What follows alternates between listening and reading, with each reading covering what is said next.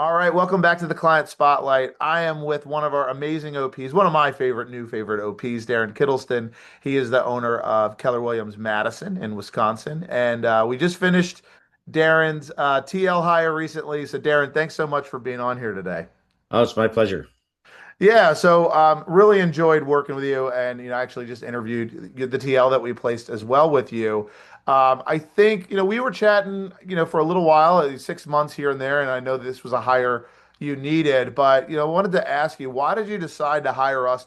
This is, I always argue, like this is the hire you got to get right in Keller Williams, right? But tell me just a little bit more about like when you hit that point where you're like, you know what? I need some help on this. And why did you decide to hire us to help you?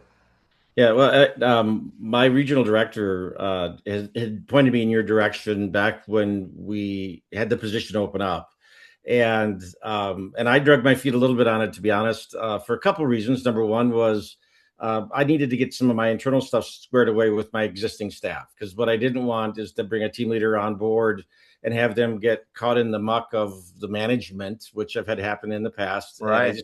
I had talent on my team. I just didn't know that we were self-sufficient enough that that wouldn't happen with the new team leader. And so I think it was in August of this past year that I reached back out after probably 5 months and just said, I'm ready to go. Now, why I did that is two things. Number one is time, and meaning that, for OPs, our days are full already. And then to have to do a team leader search, it really, in the past, I've never been able to dedicate enough time to it. And I agree with you. It's the most important hire to get right, I believe, that we have to do. And so that leverage piece was really what was most appealing, along with the fact that you guys do this every day and this is what you do. Right. Where the last time I went through a search for a team leader to hire was over 5 years ago. Hmm. And so, I've been through career visioning and recruit select a number of times. I could pull all that stuff back out, but I'm Right. still, 5 years in the past from how I would be approaching it, more than likely. So those are really the reasons. It was leverage of time, and then leverage of your experience and and your track record, from what I was told from my regional director. Yeah. Awesome. Well, thank you for saying some of that. And let's go back in time a little bit. When you started this process with us, again, there is, we never claim that we know better. We do it. It's what we focus on. At the same time, we're there to facilitate the process and support you. But take me back in time and tell me, what was one thing that you were really excited about when you first started with us? And then what was one thing you were maybe a little bit afraid of? I'm excited about just the fact that you have the systems in place to really get the word out and leverage the making sure everyone heard about the position. Um, Again, I don't necessarily have that vehicle in place, so that I was excited about it, and immediately I started seeing that happen from when we got started. And where I was probably hesitant, it was that you were going at my market and the agents in the market that might be potential team leaders as one of the groups, with no bias. And I have a lot of history in this market. And so my Right. concern was we were going to get into some dialogue with some folks that, I was going to say, no way whatsoever. And I did have that conversation then early on with you guys. And I tried to stay open about that, but there were some that were just a hard, fast no, not at all. Right. And my concern was that someone was gonna slip through the cracks on that. But so that was really where it was. The other was the time it might take to find that candidate, versus the timing I wanted for Right. it. But my fears were taken care of really quickly. I think just in the way I saw what you were doing on a regular basis, and then I got weekly updates every Friday from you too, which was really helpful to see what had been done that week. Yeah, absolutely. Yeah, and I loved working with you as a client. We'll talk about that maybe in a bit here. But once we were really into the hiring process, again, like you said, you've been doing career visioning, for a while now, I'm sure. But what was your experience like, in just kind of getting that weekly communication? What did you really find, helpful in taking things off your plate? Just that the amount of touches you were making with the potential people in the market that I'm in. I mean, Right. if I looked at that, there was no way I would have had that time set aside to do that, nor would I have been able to dedicate it to it. So I just Right. think it became a much more thorough search Mhm. from that respect, because of what you were doing, and then I could see it every week as well. Yes, absolutely.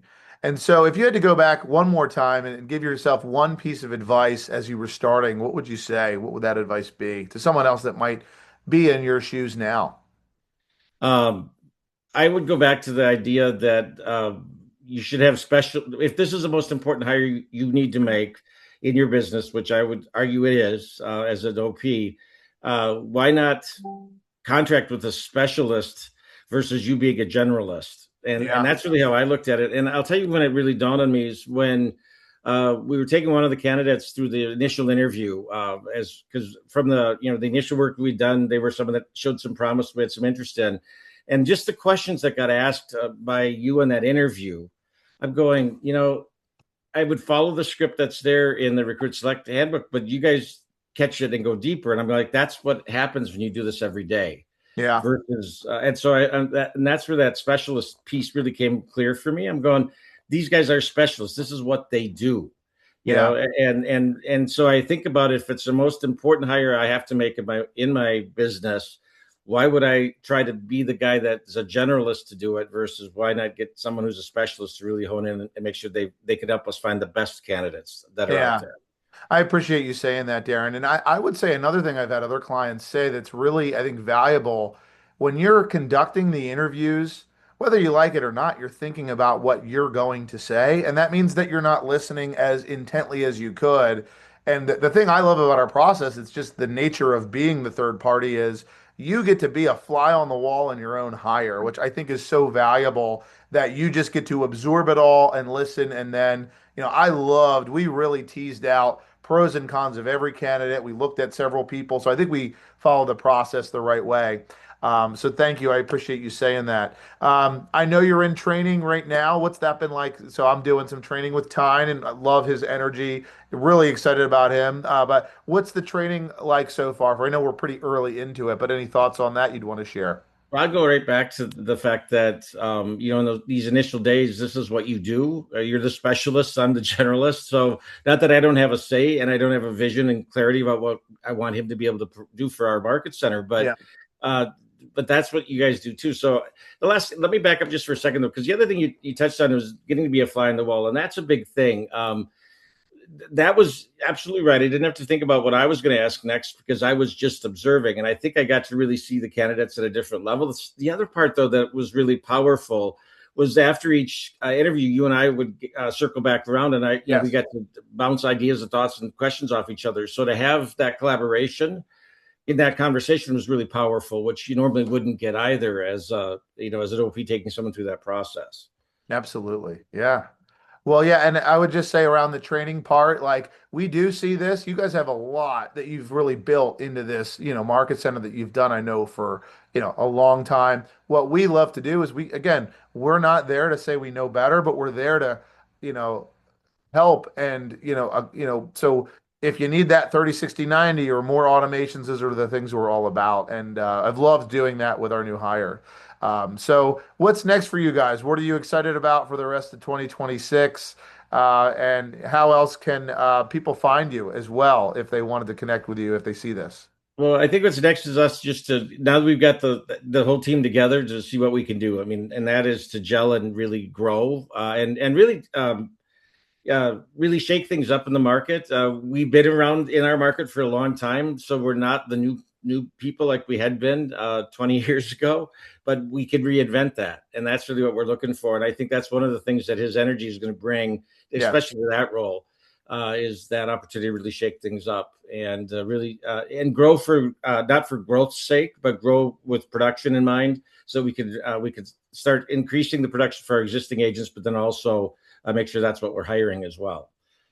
Absolutely. Well, I love that. Darren, I want to just thank you again. I don't always do the whole process. It was really fun to do that with you. The amount of curiosity you brought to it, that is also, I would say that's not something we did. Like the way you went through the process, I would encourage any OP, like be curious on emerging talent, stay open, stay neutral. Even when we made the hire, we didn't make that decision until I think we were very close to the end, and then we both felt good about it. So I would say it's really hard when you're doing this process to stay open and not lean too far one way or the other. And I would always just encourage OPs, like that's the way to do it. So I felt like, you were the gold standard and someone to work with around that too. Well, I appreciate it. One last thing I just want to say though, you guys got further in the three deep reference check than I ever could when I was trying to do it myself. That's another piece of the puzzle that I think is such an important one. Yeah. And that's another reason why, giving it to someone who's focused on that only makes the most sense because Yes. as valuable as that information is and as important as it is to get three deep, it's difficult to do. And Yes. you guys are able to do that, which was really helpful. Awesome. Awesome. All right, Darren. Well, thank you so much for today. Really appreciate the time.